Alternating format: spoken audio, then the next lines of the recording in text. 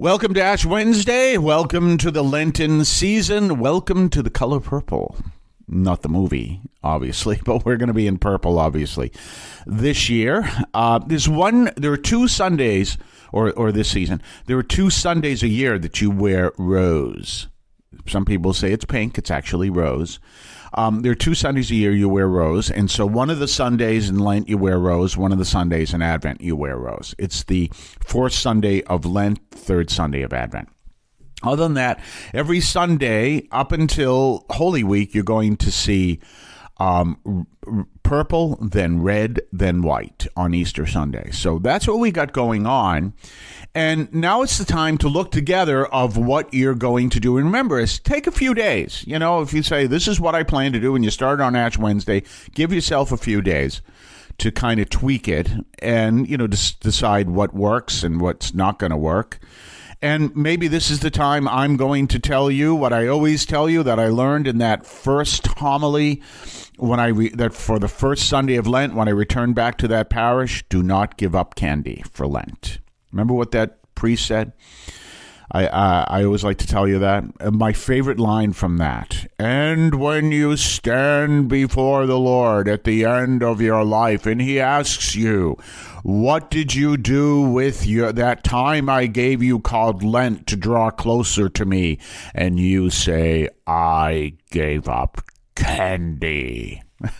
I love that line to this day. And why is that so important? Because it becomes routine. Oh, it's Lent, so I give up candy. Oh, well, what do you do for Lent? I give up candy every year. Why? Because it's Lent. No, he was teaching, which I'm going to teach you, put some thought into what you're going to do for Lent. There are three things you're invited to do: prayer, fasting, and almsgiving. Now, fasting, you can fast and not eat food all day. I would not recommend that at all. And if you have a medical condition, you are exempt from that. Keep that in mind. Well, I'm going to fast all day, but you're diabetic. You need to eat 3 times a day. Yes, but this is for the Lord. No, the Lord wants you to eat 3 times a day. No. So, yeah, that's right. So the church has a really simple formula for fasting, and there are only 2 days of fasting during the year. Only 2. Ash Wednesday, which today is a day of fasting, and Good Friday. And what it is, you can have 3 meals, so don't eat in between meals. You can have 3 meals, 2 that are, you have 2 smaller meals, 1 larger meal. And the 2 smaller meals combined should not be bigger than 1 larger meal. A good way to keep this in mind, even though this isn't what I'm recommending to you as your system, but it's a good way to keep this in mind mathematically: 2 3-course meals and 1 6-course meal. There you go. That would be it. Now you say, well, that sounds like a pretty good deal. I don't have 3-course or 6-course meals when I eat regularly. I'm just giving you that as a formula.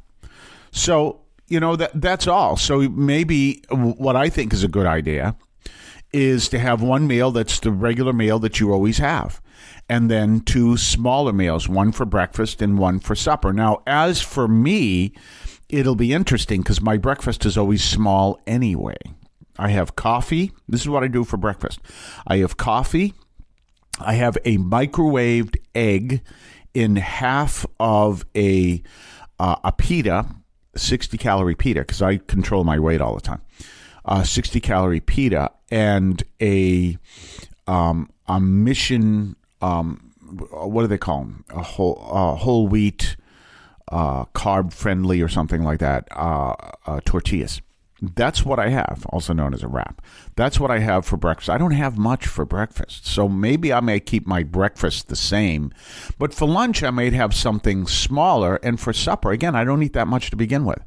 For supper, I will have, maybe my regular supper, or maybe less calories for my regular supper. So instead of like a typical supper for me, I'm getting a little off track, but just so you know, typical supper for me is about 3.5 ounces of pork.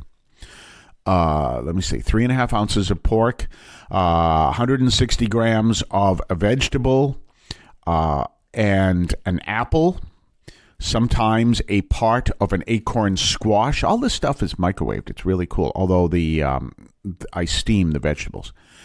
And pretty much that's the basic of what I have. Anything over that is like extra calories I might have and may be able to put together. So that's it. So I don't eat that much anyway. But do you see what I'm saying? Have that mentality instead of, I'm not going to eat anything all day. I want to show God how good I am at being faithful to him. That's not going to help anyone. Monsignor Jonas Abib taught that. He says, who are you proving anything to? God knows your faithfulness.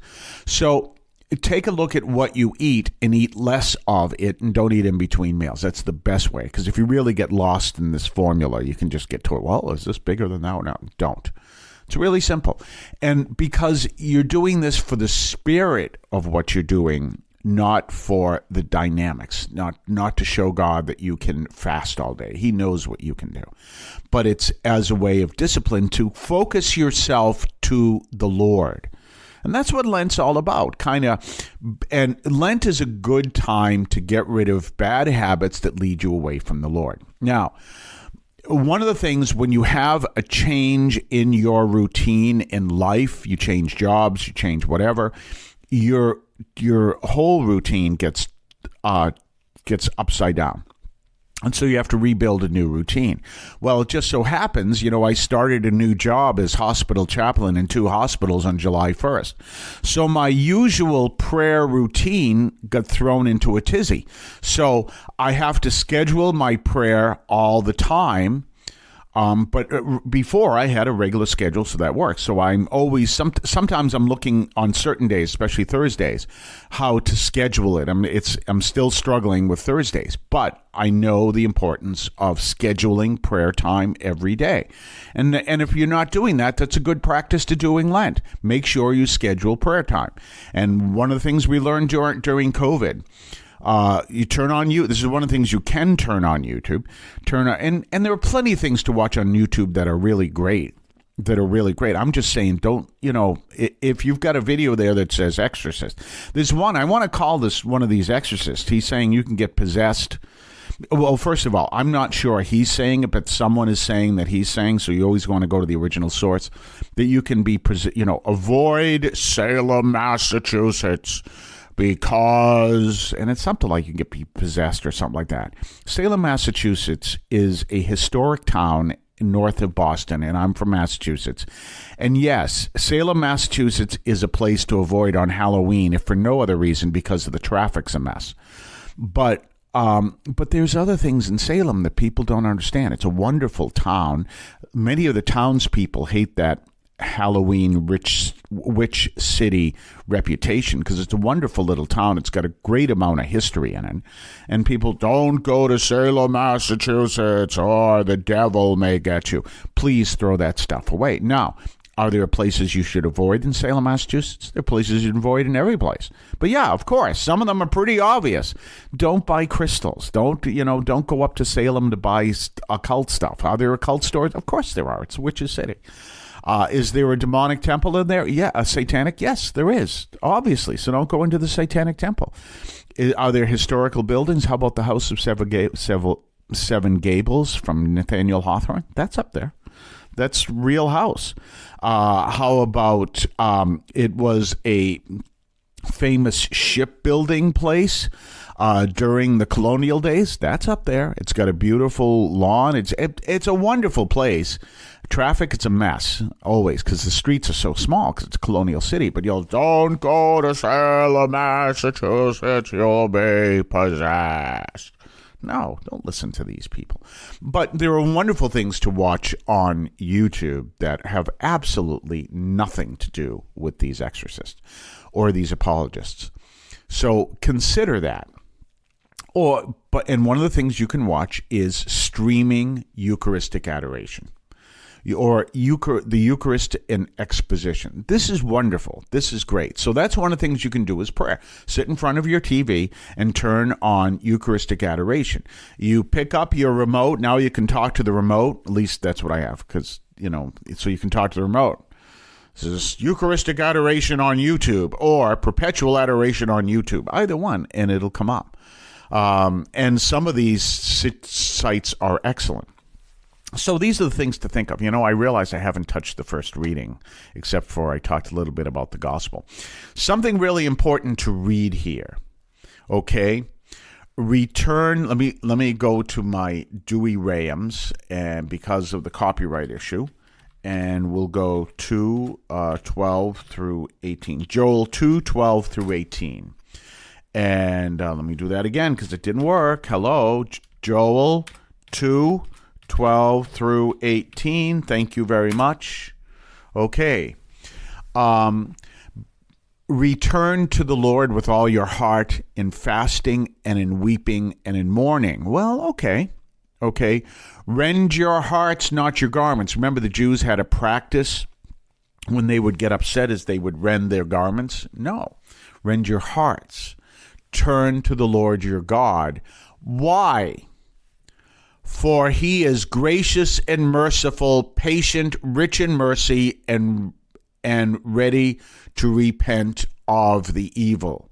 Why is that important? Oh, thank God we can go to God, who is gracious and merciful, patient and rich in mercy, ready to repent of the evil. What is the evil they would engage in? They would worship other gods. Idolatry is the worst sin in the Old Testament. So, what can you tell me about the other gods in the Old Testament? They weren't gracious, merciful, patient, rich in mercy. That's why.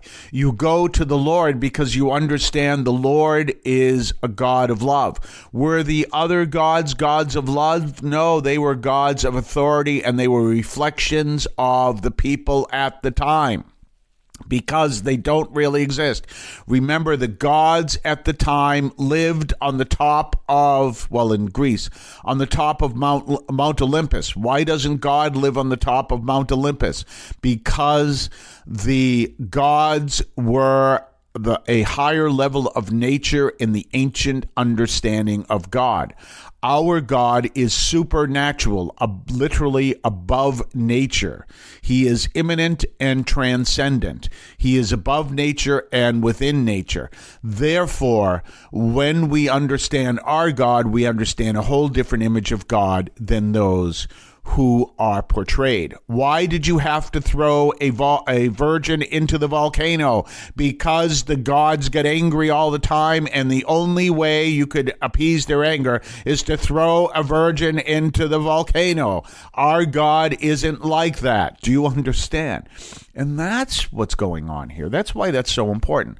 That's from the book of Joel. And read the whole thing of what the Lord is calling. Return to this Lord, because you turned your back on him to follow the God who wants you to throw virgins in the volcano, and literally, as Jeremiah says, sacrifice your children to that God.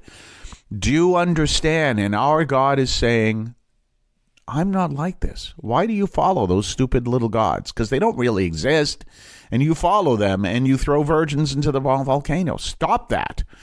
Do you see what I'm saying? So it's time. So in other words, and going back to what I was saying about fasting, and going back to what I was saying about these online exorcists, go back. And what was I saying? What they'll always teach you is you're not doing enough to please God. That's the God you throw virgins into the volcano for. What does our God say? Turn back, and I am rich in mercy. I will develop a relationship with you so that you will understand who I am, and you will be my representative on earth. That's who God is. Do you understand?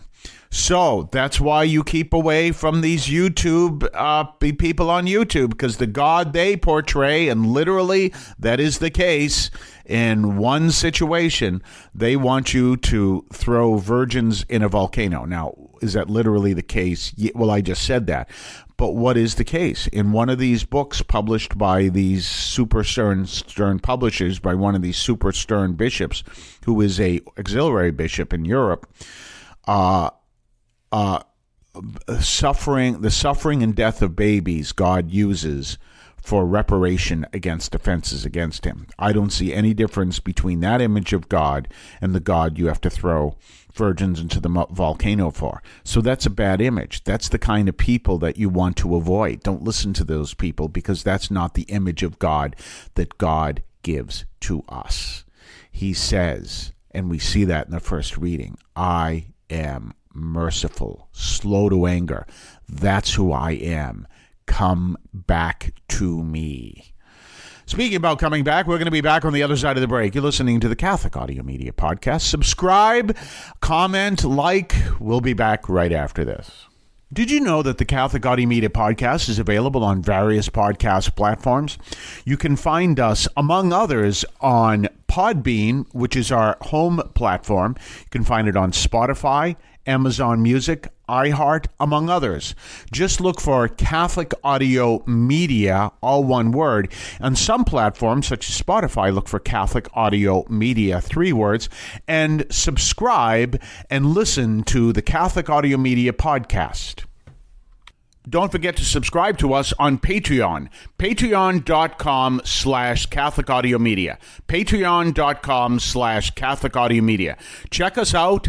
Check what we have to offer. Previews of upcoming podcasts. Previews of upcoming columns over at catholicaudiomedia.substack.com. Your ability to comment, make suggestions, even make suggestions in upcoming programs. Check us out. Patreon.com, Catholic Audio Media. We're back, and we're talking about this whole understanding of what to do, and we talked about the first reading, and we're looking at all that. Now, one of the things you can do for the first reading, now I spent the first half of the program telling you to keep away from these online exorcists and these online YouTube channels that try to preach to you this image of God that is more pagan than anything else. You know, you can, and you hear it, you turn it on, and I don't watch much of these videos, but you know, when you scroll over a video and it automatically comes on YouTube, so it already starts. And this is what Padre Pio said, and because and they give you that whole be ready to be afraid in the shadow of God, because he will eventually call you to throw a virgin in a volcano. No, actually, no one says that, but you see what I'm saying. That is not the image that we see in Joel today. Come back to me, and I am slow to anger, of great kindness and mercy. Why do I have to say that? Because the gods that you're following are not like that. And that's how they're portraying God in these YouTube videos. As God is this very stern, throw everyone under a bus and all the other stuff. So, as I said, you want to look at some good Catholic reading. Now, I'm a big fan, or good Catholic material. I'm a big fan of reading great writers, and one of the greatest writers you can read is Thomas Merton. Check out some of his stuff. And you can find some other great writing. Don't forget some good fiction, some good fiction writing. There's great fiction writing out there that you can check out. I'm just trying to think off the top of my head. Even though it's more evangelical, I'll give you one example. Frank Peretti. Frank Peretti is the Christian Stephen King. Very good. It's evangelical, but he's the Christian Stephen King. And there's 2 books that he's a whole bunch of books he wrote, but 2 books, they're a series. This Present Darkness, Piercing the Darkness. When back about 20 years ago, when our country was going the way it is, and our church was going the way it was, and all that, I used to say this is like living through a Frank Peretti novel, and that's the novel. It's actually 2 of them. Those 2 novels, This Present Darkness, Piercing the Darkness, excellent books. And by the way, I think John Michael Talbot quoted it in one of his introductions to his song, if I'm not wrong. John Michael Talbot, that back in the day. Just find some good reading or good material, and be careful of saccharine stuff. You know what saccharine stuff is?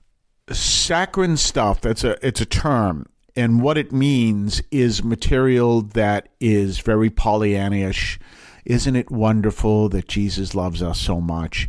And I'm so happy that I am a follower of Jesus. And you say, well, Father, what's wrong with that? Because Jesus ended up on a cross, and that part seems to be left out. That's why. You want to talk, you want stuff that's going to help you in your real world. There's a theological term for it, sits in labor. You want to have someone who's helping you in your real world. And that's where you want to be. You don't want to have someone who is teaching you how to live your faith, who has no idea what your real world is really like and teaches you, isn't it wonderful? And there is no reason why we should ever be angry at God, because God is always good to us. Really? I can name you some people who are very angry with God, and rightly so. And, when they say, is that okay to be angry with God? And I say to them, I want you to think something through. Do you ever get angry with people you love? And they go, yes. Then it's okay to be angry with God. Otherwise, it could be a sign. I don't know. I should got to be careful of saying this, but it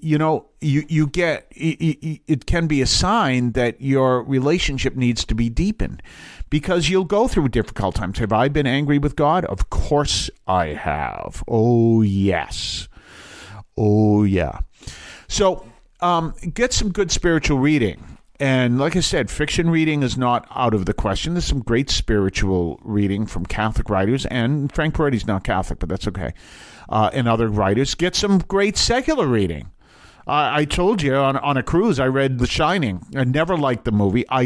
You've probably heard this podcast enough times to know how much I actually despise the movie The Shining.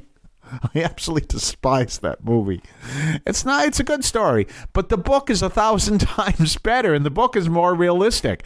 If you know anything about the ending of The Shining, and just about everyone knows, but I'm not going to tell you what it is. I look at the ending of The Shining and said, that doesn't make sense to me, because it's like the man is in a happy place, and it's, oh, this is scary. He's in a happy. It made no sense to me whatsoever. Whatever. But the book is good. But yeah, but Father, there's nothing spiritual about all that. You're right.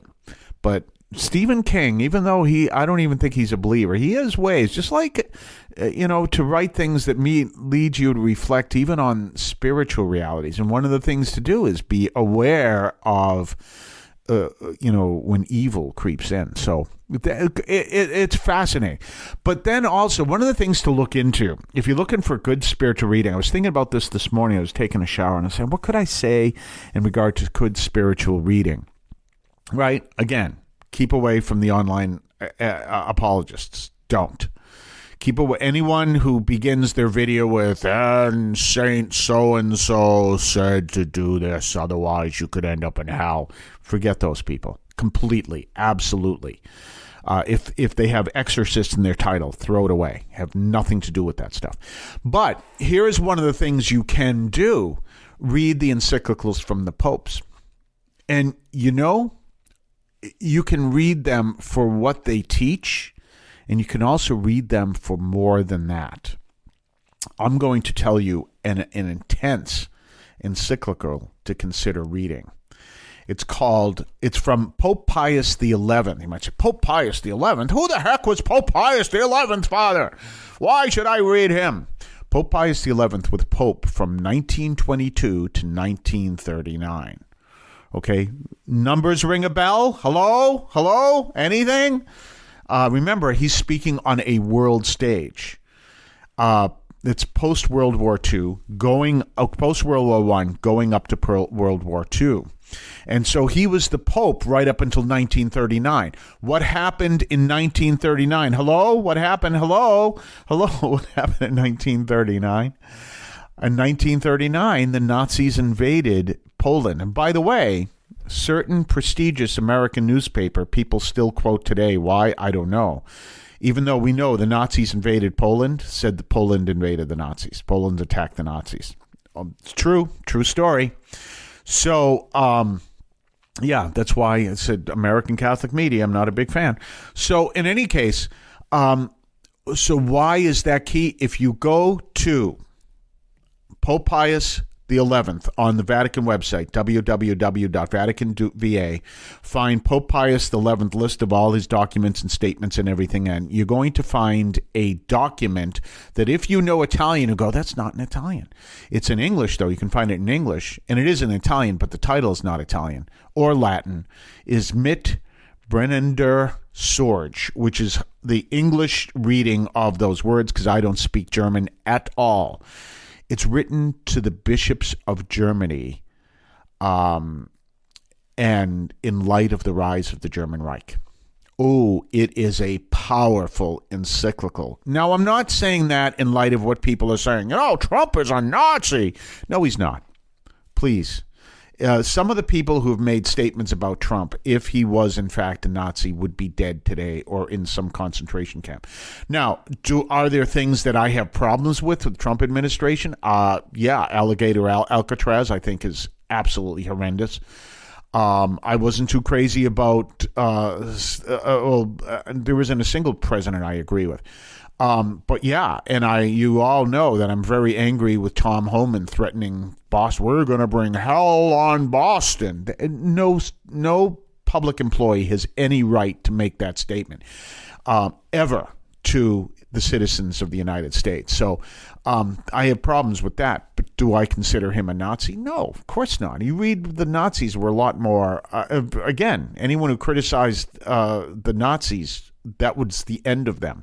So here you have Pope Pius XI writing to the bishops of Germany in Germany during the time of the rise of the Third Reich. So it is pretty powerful stuff. And if you've never even heard of that, you can say, "Oh, I definitely should read it."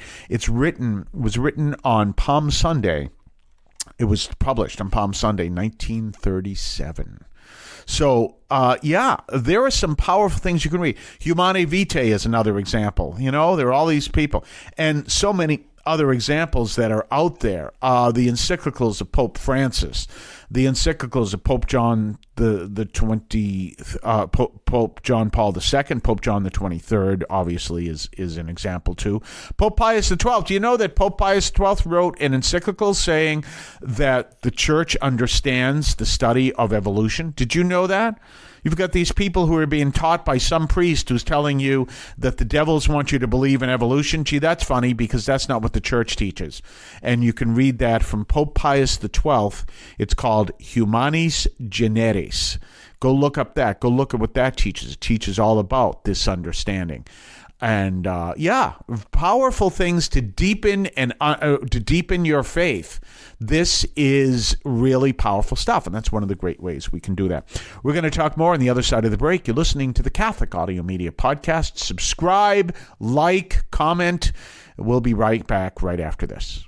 You can now leave a message for us, which we can air and discuss on this program. Just call 617-297-7452. That's 617-297-7452. 617-297-7452. Feel free to call, leave a comment, a question, or even feedback, and we may play it on the air. I can discuss your comment or question as well, so give that a try. 617-297-7452, 617-297-7452. Don't forget to subscribe to us on Patreon. Patreon.com/Catholic Audio Media. Patreon.com/Catholic Audio Media. Check us out. Check what we have to offer. Previews of upcoming podcasts. Previews of upcoming columns over at catholicaudiomedia.substack.com. Your ability to comment, make suggestions, even make suggestions in upcoming programs. Check us out, patreon.com, Catholic Audio Media. Hey, we are back. And tomorrow is Thursday after Ash Wednesday. That's the official name of tomorrow. What do you call the day, the Thursday after Ash Wednesday? Thursday after Ash Wednesday. It's true. That's the official name. So we will see you tomorrow. Like, subscribe, everything else, comment, let people know. Oh, one thing I have to apologize for. Apparently there was a setting that get automatically set, and I've reversed that puts a commercial in the middle of the podcast. I've removed that setting. I don't know how it got there, and I apologize for those who had to listen to an ad in the middle of my podcast. We'll be back tomorrow. Have a blessed day. The Catholic teaching in this podcast is reflected and presented as accurately as possible. The opinions expressed are those of the participants and do not necessarily reflect those of the Archdiocese of Boston or any other institution.